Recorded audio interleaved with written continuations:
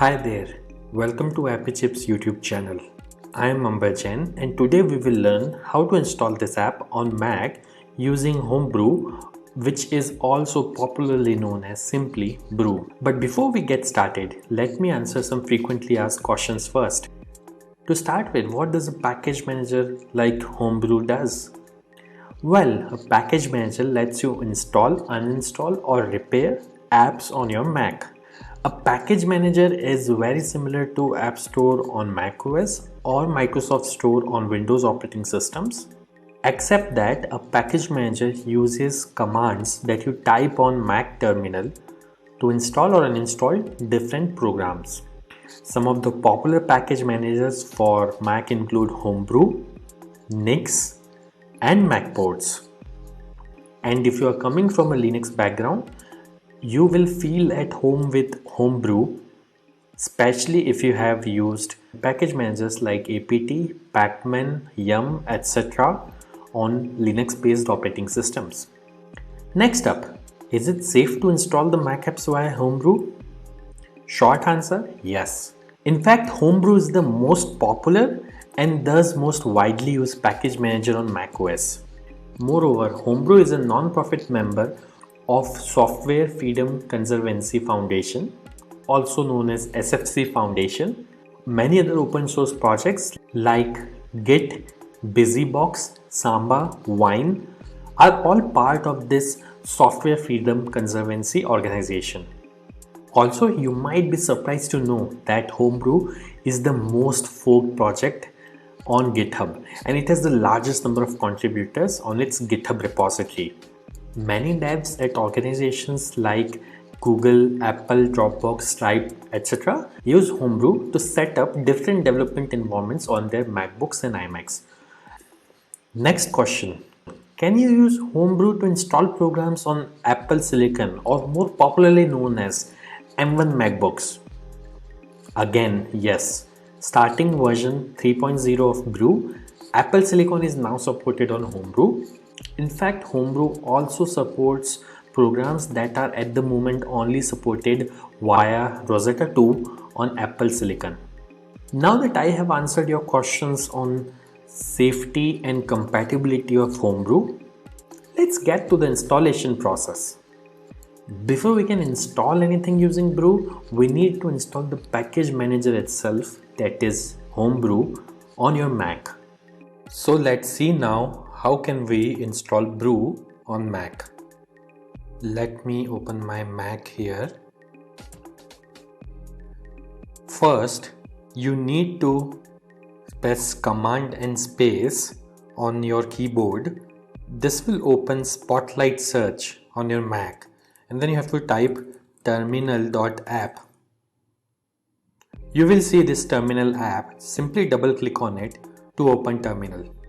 Let me maximize this terminal window. Now we need to copy paste the command to install Homebrew from the Brew website. So open your web browser and simply go to the website brew.sh. Once you are on the website, you will see this section called Install Homebrew, which has a command that you can simply copy by clicking on this button over here. Once it is copied, you have to go back to terminal, right click, paste. Now that the command is copy paste over onto this terminal, press enter. This will start Brew installation. Now it is prompting me to enter my user's password on Mac. I am going to type the password now, but it won't be visible on your terminal.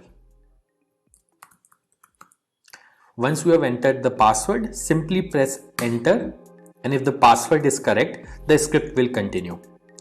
Now it is saying press return to continue the installation. I'll press enter here, and this will start the installation of Homebrew on my Mac. Let's wait for this to finish. As this message here says, installation successful. So that's it. Brew is successfully installed on your Mac now.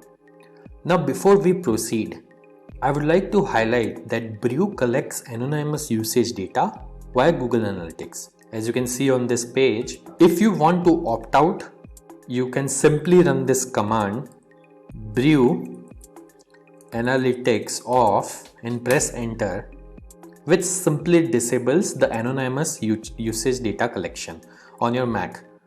Now let's update the package database locally by pulling the metadata of the latest packages on a local map from the central brew repository. This should typically take less than a minute to complete depending on your internet connection speed. To do so, simply type the command brew update and press enter. As you can see, my local brew database is already up to date because I just installed brew on my system. Now to install the app, let's run the brew install command. Mind you, if during installation, if you're prompted to enter a password, enter your Mac user's password to continue.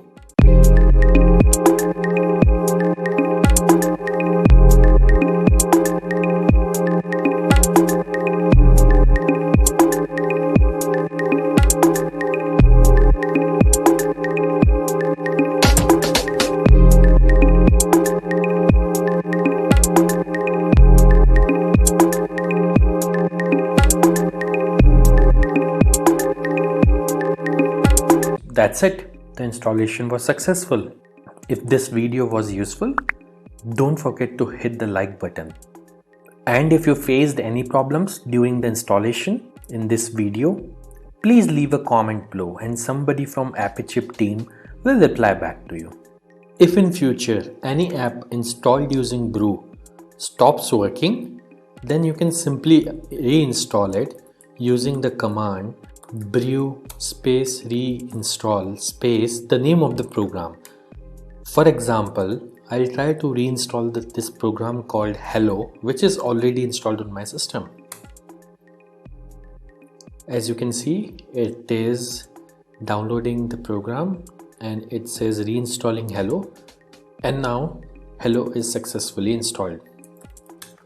And if you want to uninstall any app installed using brew, simply run brew space uninstall space the name of the program. In this case, I will try to uninstall the program Hello, which is already installed on my system.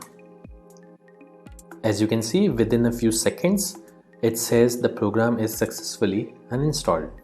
Also, over time, brew might end up consuming disk space on your Mac as it keeps installers of the programs that you had installed on your hard disk in a cache directory. So you can use the brew space cleanup command once every 6 to 12 months to free up some space on your Mac. This command removes app installers and older versions of the packages only. It would not uninstall any of the apps that you have installed. As you can see, brew cleanup was successfully run on my system. So do subscribe to our channel as we have tutorials for installation of over 9,000 programs on Mac, which will come handy. If you need to install other apps on Mac in future, chances are that we have got it covered already.